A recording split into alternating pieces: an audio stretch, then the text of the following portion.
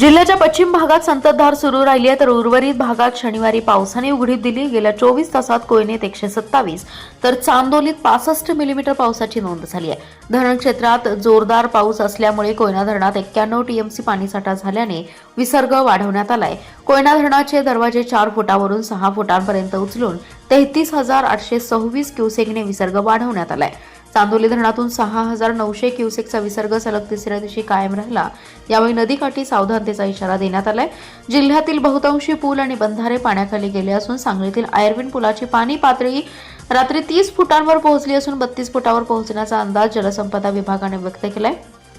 जिल्ह्याच्या पश्चिम भागात मागील 5 दिवसांपासून पाऊस कोसळतोय, त्यामुळे धरणात मोठ्या प्रमाणात पाण्याची आवक होतीये। परिणामी धरणातून विसर्ग सुरू करावा लागलाय।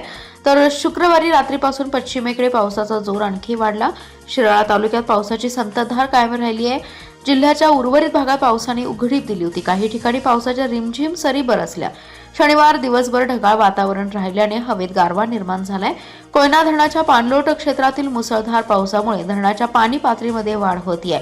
कोयना धरणाची पाणी पातळी नियंत्रित करण्यासाठी सकाळी 10 वाजता कोयना धरणाचे 6 वक्र दरवाजे 4 फुटावरून 6 फुटापर्यंत उघडून एकूण 33,826 क्युसेक विसर्ग सुरू करण्यात आलाय। पावसाच्या प्रमाणानुसार आणि येणाऱ्या सांडव्यावरून विसर्ग वाढवला जाऊ शकतो। धरणातून सोडण्यात येणाऱ्या पाण्यामुळे नदीच्या पाणी पातळीत वाढ होणार असल्याने नदी पात्राजवळील नागरिकांना सतर्कतेचा इशारा देण्यात आलाय। कृष्णा आणि वारणा नदीच्या पाणी पातळीत वाढ होतीये। कृष्णा नदीवरील बहे, नागठाणे, मौजे, डिग्रज, सांगलीचा बंधारा पाण्याखाली गेलाय। याशिवाय वारणा नदीवरील चिकुर्डे, निलेवाडी, शिगाव, समडोळी, दुधगाव येथील बंधारेही पाण्याखाली गेलेत।